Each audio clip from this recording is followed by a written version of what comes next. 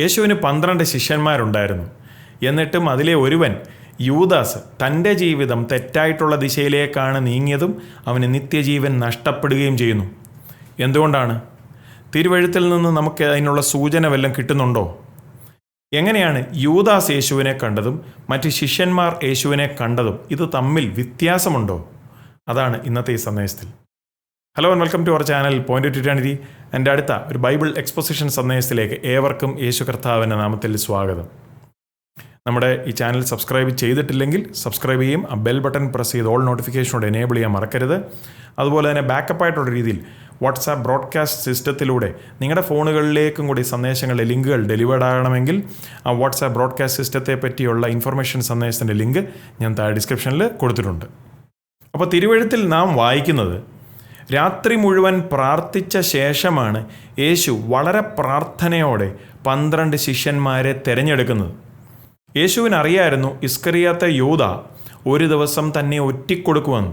എന്നിട്ടും പണസഞ്ചിയുടെ ഉത്തരവാദിത്തം, ഫൈനാൻസസിൻ്റെ ഉത്തരവാദിത്തം, തൻ്റെ ആ ടീമിൻ്റെ ഫൈനാൻസസിൻ്റെ ഉത്തരവാദിത്തം യേശു യൂദാസിനെയാണ് ഏൽപ്പിക്കുന്നത്.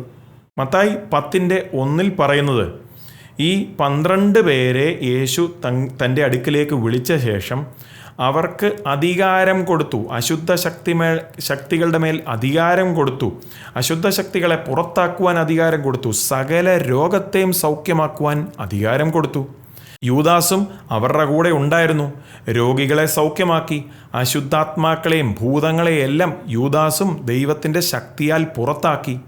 പക്ഷേ അവൻ യഥാർത്ഥമായും യേശു ആരാന്ന് അറിയാമായിരുന്നു. അങ്ങനെ ഒരു അറിവ് അവനുണ്ടായിരുന്നു.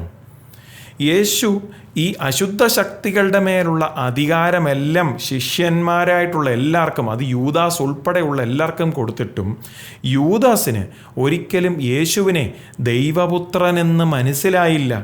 നേരെ മറിച്ച് പത്രോസിനും മറ്റ് ശിഷ്യന്മാർക്കും അത് മനസ്സിലായി. മത്തായി 16:15-16 യേശു അവരോട് ചോദിക്കുകയാണ്, നിങ്ങൾ എന്നെ ആരെന്ന് പറയുന്നു എന്ന് അവൻ ചോദിച്ചതിന് ശീമോൻ പത്രോസ്, നീ ജീവനുള്ള ദൈവത്തിൻ്റെ പുത്രനായ ക്രിസ്തു എന്ന് ഉത്തരം പറഞ്ഞു. ആരാണ് ആ ഒരു വെളിപ്പാട്, യേശുവിനെ പറ്റിയുള്ള വെളിപ്പാട് പത്രോസിന് കൊടുത്തത്? പിതാവാം ദൈവം. മത്തായി 16:17 യേശു പറയുന്നത്, ബറിയോനാ ശിമോനെ, നീ ഭാഗ്യവാൻ, ജഡരക്തങ്ങളല്ല സ്വർഗസ്ഥനായ എൻ്റെ പിതാവത്രേ നിനക്കിത് വെളിപ്പെടുത്തിയത്. പെസഹ ആചരിക്കുന്ന സമയത്തും യേശു ആ 12 ശിഷ്യന്മാരുടെ കൂടെ ഇരുന്ന് കഴിക്കുവാനായിട്ടുള്ള രീതിയിൽ തുടങ്ങിയപ്പോൾ യേശു പറഞ്ഞു, നിങ്ങളിൽ ഒരുവൻ എന്നെ ഒറ്റിക്കൊടുക്കും. മത്തായി 26:25 നോക്കുമ്പോൾ യൂദാസ് യേശുവിനെ വിളിക്കുന്നത് റബി എന്നാണ്. റബീൻ്റെ അർത്ഥം ടീച്ചർ, ഉപദേഷ്ടാവ്, കർത്താവെന്നല്ല. മറ്റ് ശിഷ്യന്മാരെല്ലാം യേശുവിനെ കർത്താവെന്ന് അഭിസംബോധന ചെയ്യുമ്പോൾ യൂദാസ് യേശുവിനെ റബി എന്നാണ് വിളിക്കുന്നത്. മത്തായി 26:22 അപ്പോൾ അവർ അത്യന്തം ദുഃഖിച്ചു. ഞാനോ കർത്താവേ എന്ന് ഓരോരുത്തവൻ പറഞ്ഞു തുടങ്ങി. എന്നാറെ അവനെ കാണിച്ചു കൊടുക്കുന്ന യൂദ, ഞാനോ റബി എന്ന് പറഞ്ഞതിന് നീ തന്നെ എന്നവൻ പറഞ്ഞു. അപ്പോൾ ഈ റബി എന്ന് യൂദാസ് വിളിക്കുന്നതിൽ നിന്ന് തന്നെ വളരെ വ്യക്തമാണ്, യൂദാസിന് യേശുവുമായിട്ടുള്ള ബന്ധം അത്രയേ ഉള്ളായിരുന്നു. പിന്നീട് ആ ഒറ്റിക്കൊടുക്കുന്ന സമയത്ത് മത്തായി 26:49 ഉടനെ അവൻ യേശുവിൻ്റെ അടുക്കൽ വന്ന് റബി, വന്ദനം എന്ന് പറഞ്ഞ് അവനെ ചുംബിച്ചു. അപ്പോൾ യൂദാസ് എല്ലായിടത്തും യേശുവിനെ റബി റബി എന്നാണ് വിളിക്കുന്നത്. നേരെ മറിച്ച് ശിഷ്യന്മാർക്ക് യേശു കർത്താവായിരുന്നു. ചോദ്യം, നിങ്ങൾക്ക് ആരാണ് യേശു? യേശു നിങ്ങൾക്ക് ആരാണ്? യേശു വെറും ഒരു ഉപദേഷ്ടാ, ഒരു ടീച്ചറാണോ?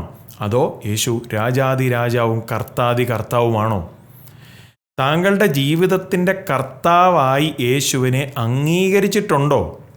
ചരിത്രത്തിലുടനീളം പല നല്ല മനുഷ്യർ എന്ന് നാം വിളിക്കുന്ന അനേകരും യേശുവിനെ നല്ലൊരു മനുഷ്യൻ, നല്ലൊരു ഉപദേഷ്ടാവ്, പിന്നെ സോഷ്യൽ റീഫോമർ, സാമൂഹികമായിട്ടുള്ള കാര്യത്തിൽ വിപ്ലവങ്ങളൊക്കെ നയിക്കുവാൻ പറ്റുന്ന നല്ലൊരു മോഡൽ, ഇപ്രകാരമുള്ള മോഡലിലാണ് യേശുവിനെ കണ്ടിരിക്കുന്നത്.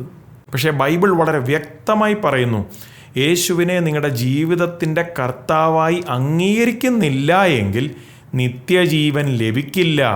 യേശുവിൻ്റെ പഠിപ്പിക്കൽ കൊള്ളാമെന്ന് മാത്രം പറഞ്ഞാൽ പോരാ, യേശുവിനെ കർത്താവായി അംഗീകരിക്കണം. റോമർ 10:9 യേശുവിനെ കർത്താവെന്ന് വായുകൊണ്ട് ഏറ്റുപറയുകയും ദൈവം അവനെ മരിച്ചവരിൽ നിന്ന് ഉയർത്തെഴുന്നേൽപ്പിച്ചു എന്ന് ഹൃദയം കൊണ്ട് വിശ്വസിക്കുകയും ചെയ്താൽ നീ രക്ഷിക്കപ്പെടും. നിത്യജീവൻ അവകാശിയാകണമെങ്കിൽ യേശു നല്ലൊരു മനുഷ്യനാണെന്ന് മാത്രം അംഗീകരിച്ചാൽ പോരാ, യേശു ജീവനുള്ള ദൈവത്തിൻ്റെ പുത്രനാണെന്നും കൂടെ വിശ്വസിക്കണം. പുത്രനിൽ വിശ്വസിക്കുന്നവന് നിത്യജീവനുണ്ട്. പുത്രനെ അനുസരിക്കാത്തവനോ ജീവനെ കാണുകയില്ല. ദൈവക്രോധം അവൻ്റെ മേൽ വസിക്കുന്നതേ ഉള്ളൂ. ഫിലിപ്പിയർക്ക് ലേഖനം 2-ാം അധ്യായം പറയുന്നുണ്ട്, യേശുവിൻ്റെ ആ ദൈവിക അധികാരവും സകലരും യേശുവിനെ കർത്താവെന്ന് അംഗീകരിക്കുന്ന ഒരു ദിവസം വരുന്നുവെന്ന്. ഫിലിപ്പിയർ 2:9-11 വരെ. അതുകൊണ്ട് ദൈവവും അവനെ ഏറ്റവും ഉയർത്തി സകല നാമത്തിനും മേലായ നാമം നൽകി എല്ലാ നാവും യേശുക്രിസ്തു കർത്താവെന്ന് പിതാവായ ദൈവത്തിൻ്റെ മഹത്വത്തിനായി ഏറ്റുപറയുകയും ചെയ്യേണ്ടി വരും. ഈ ലോകത്തിൽ ജീവനോടിരിക്കുമ്പോൾ അങ്ങനെ യേശുവിനെ കർത്താവെന്ന് ഏറ്റുപറഞ്ഞാൽ നല്ലത്. കാരണം മരണശേഷം പിന്നീട് ഒരു രണ്ടാമതൊരു അവസരമില്ല. ഈ എറ്റേണൽ ലൈഫ്, അതായത് നിത്യജീവൻ എന്ന് പറയുന്നത് തന്നെ യേശുവുമായിട്ടുള്ളൊരു പേഴ്സണൽ റിലേഷൻഷിപ്പ്, വ്യക്തിപരമായിട്ടുള്ളൊരു ബന്ധത്തിൻ്റെ അടിസ്ഥാനത്തിൽ നിന്ന, അല്ലാതെ യേശുവിൻ്റെ പഠിപ്പിക്കൽ കൊള്ളാം എന്ന് പറയുന്ന ഒരു സർട്ടിഫിക്കേഷൻ നമ്മൾ കൊടുക്കുന്നതിൽ നിന്നല്ല നമുക്ക് നിത്യജീവൻ കണക്കിടുന്നത്. യോഹന്നാൻ 17:3 അതല്ലേ കാണുന്നത്? ഏക സത്യ ദൈവമായ നിന്നെയും എന്ന് വെച്ചാൽ പിതാവിനെയും നീ അയച്ചിരിക്കുന്ന യേശുക്രിസ്തുവിനെയും അറിയുന്നത് തന്നെ നിത്യജീവനാകുന്നു. അപ്പോൾ പരിശുദ്ധാത്മാവിനാൽ യേശുക്രിസ്തുവിലൂടെ പിതാവാം ദൈവത്തെ അറിയുക, പിതാവാം ദൈവത്തിലേക്ക് റീകണക്റ്റഡ് ആകുക, അതാണ് നിത്യജീവൻ. ആ വാക്യത്തിൽ അറിയുക എന്ന് പറഞ്ഞാൽ പേഴ്സണലി നോ, എക്സ്പീരിയൻഷ്യലി നോ, വ്യക്തിപരമായി അറിയുക, വളരെ ആഴമേറിയ ഒരു വ്യക്തിപരമായിട്ടുള്ളൊരു ബന്ധം ദൈവവുമായിട്ട് ക്രിസ്തുവിലൂടെ ഉണ്ടാകുക, അതാണ് അറിയുക എന്ന് പറയുന്ന പദത്തിൻ്റെ അർത്ഥം. അതുകൊണ്ട് യൂദാസിനെ പോലെ ആവരുത്. നിത്യജീവൻ നിങ്ങൾ നഷ്ടപ്പെടുത്തി കളയരുത്. ഇതുവരെ നിങ്ങൾ യേശുവിന് വേണ്ടി ജീവിതം സമർപ്പിച്ചില്ല എങ്കിൽ, യേശുവിനെ കർത്താവെന്ന ആ ഒരു സ്ഥാനത്തെ നിങ്ങൾ അംഗീകരിച്ചില്ലെങ്കിൽ, നിങ്ങളുടെ ജീവിതത്തിൻ്റെ കർത്താവായി യേശുവിനെ ഇന്ന് അംഗീകരിക്കണം. എന്ത് ചെയ്യണം? സ്വർഗത്തിൽ പോകണമെങ്കിൽ, ദൈവവുമായിട്ട് സമാധാന ബന്ധത്തിലാകണമെങ്കിൽ എന്ത് ചെയ്യണം? അതിന് നിങ്ങളെ സഹായിക്കുവാനായിട്ടുള്ള സന്ദേശങ്ങളുടെ ലിങ്കുകൾ ഞാൻ താഴെ ഡിസ്ക്രിപ്ഷനിൽ കൊടുക്കാം. അവ കാണുക. Take care. God bless. നിങ്ങൾക്ക് ഈ സന്ദേശം ഒരു അനുഗ്രഹമാകുന്നെങ്കിൽ ലൈക്ക് ചെയ്യാൻ മറക്കരുത്. നിങ്ങൾ സബ്സ്ക്രൈബ് ചെയ്തിട്ടില്ല എങ്കിൽ സബ്സ്ക്രൈബ് ചെയ്യാനും ചേർന്ന് കാണുന്ന ബെൽ ഐക്കണും പ്രസ് ചെയ്ത് സബ്സ്ക്രൈബ് ആവുമെങ്കിൽ നിങ്ങൾക്ക് ഇപ്രകാരമുള്ള അപ്ഡേറ്റുകളും ബൈബിൾ സ്റ്റഡി സെഷനുകളും എല്ലാം ഇതേ ചാനലിൽ എപ്പോഴൊക്കെ അപ്ലോഡ് ആകുമോ നിങ്ങൾക്കത് നോട്ടിഫിക്കേഷനായി ലഭിക്കുന്നതായിരിക്കും.